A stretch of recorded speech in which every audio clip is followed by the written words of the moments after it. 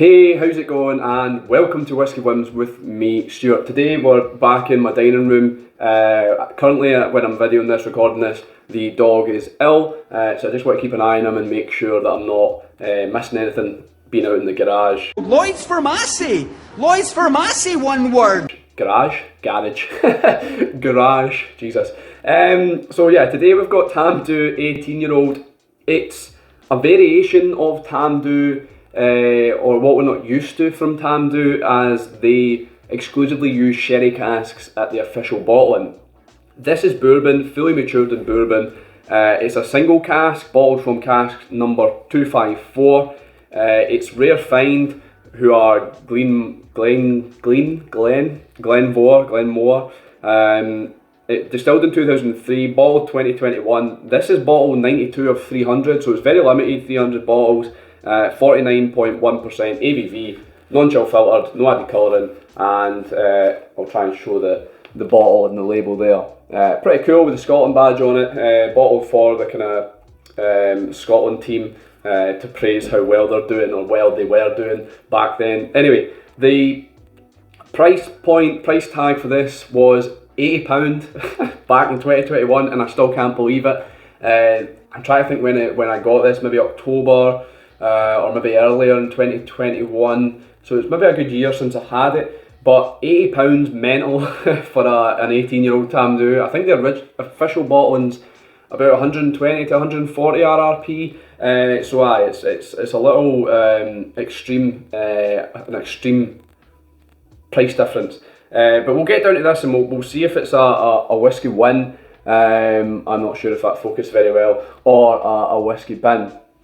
I opened this at Gav's Drams. If you want to go check him out, I'll leave a link in the bio.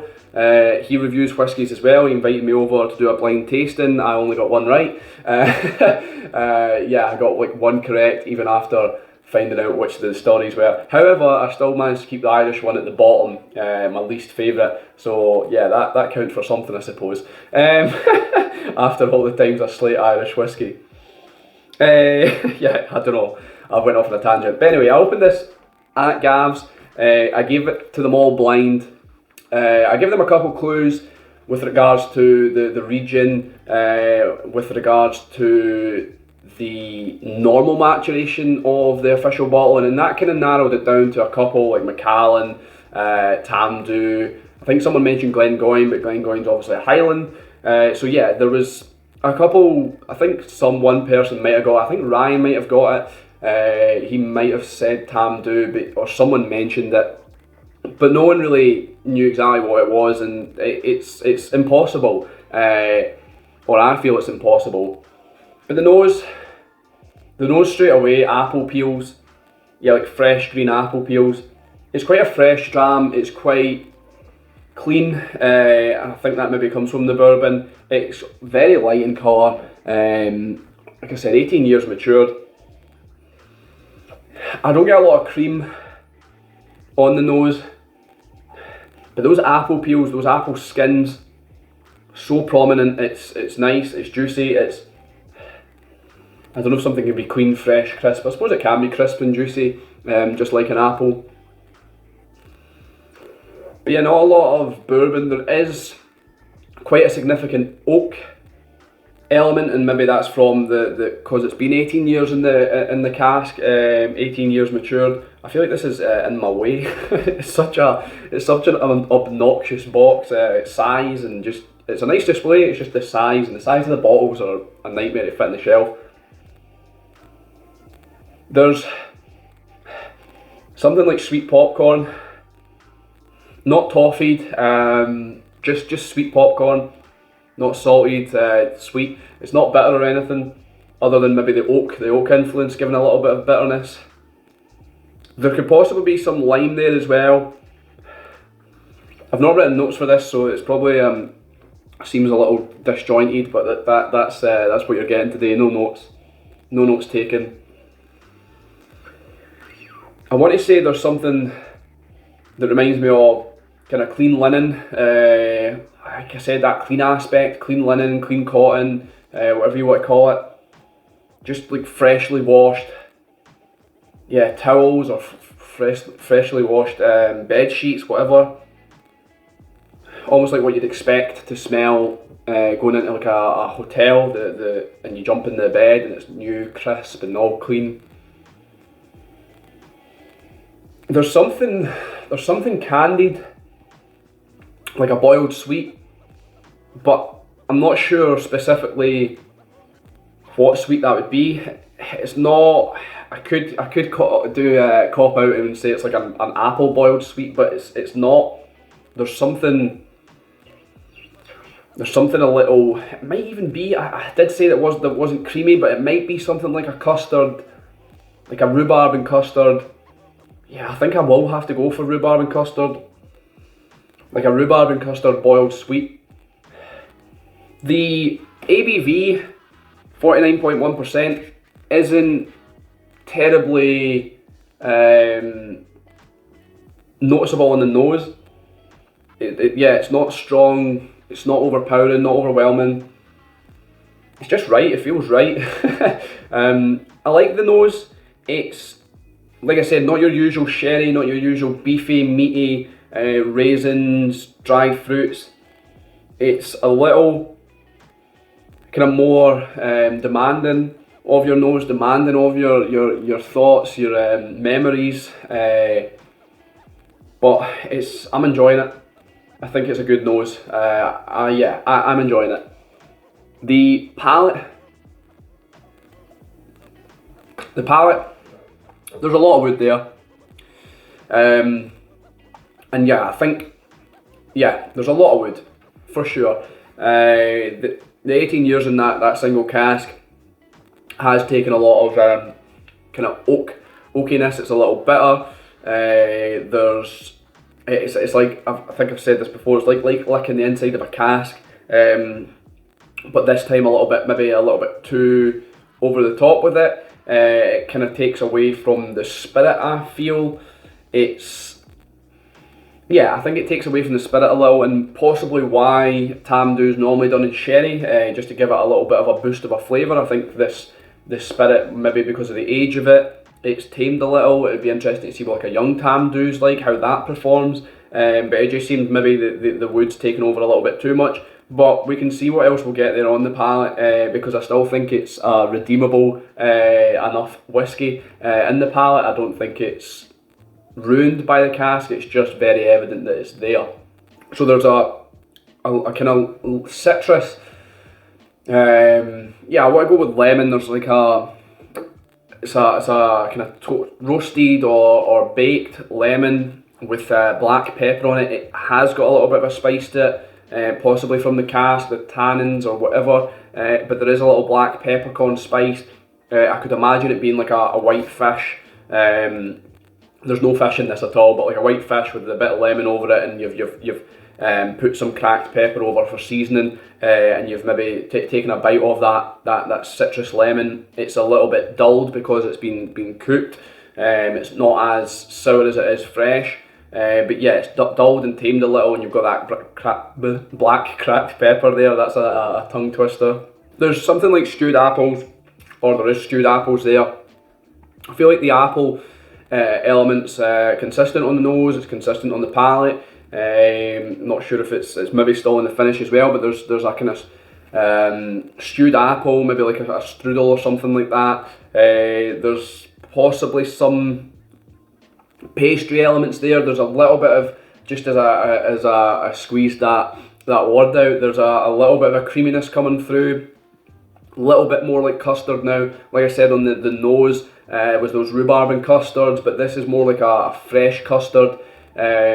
Just as I squeezed that word out, that strudel or that pastry word, my tongue, I don't know why I'm explaining this, but my tongue just seemed to waft some custard flavour about, so there's a little bit of custard there. Quite intriguing, now getting more of the bourbon coming through, now that wood and even the lemons kind of dissipated, we're getting more kind of creamy flavours coming in. But I think that's probably as much as I'm going to get on the palate for now. I don't think I'm going to add water. I think I have added water to this before, and I don't feel like it changes it very much, so I don't think it benefits from the water. The finish, you've got a lot of aniseed, kind of licorice elements. That creamy custard or whatever is back. It's real custard, custard and biscuity. Dare I say custard creams. I feel like it's a very easy go-to descriptor with these types of whiskies, with bourbon. But yeah, there's a kind of creamy custard, and like I said, a biscuit element, maybe oaty, maybe something more like along the lines of oats. Oats kind of mashed together with butter, or baked together with butter to give you maybe like an oat cookie or an oat biscuit or something like that. A hobnob. I just try to think that's kind of what it tastes like. Yeah, maybe a hobnob, real buttery and really biscuity and oaty. And the finish is lengthwise, it's probably quite long. Once again, more cask coming through, kind of nutty elements at the back of it. Walnuts. Is it walnuts? I'm trying to think. Yeah, walnuts. Just try to remember what walnuts taste like. But yeah, it's I always get confused between like walnuts and almonds. But it's not almonds. It's, well, I suppose it could maybe be almonds, because that I feel like sometimes almonds is linked to aniseed, or it can be quite a complementary flavour. Like aniseed and almond would go well together, and I'm pretty sure the Battenbergs are almond and aniseed, unless they're just almond. They might just be almond, and I might just be talking absolute garbage. But yeah, there's aniseed, and we're not saying walnut, we're saying almond. There's almond there as well.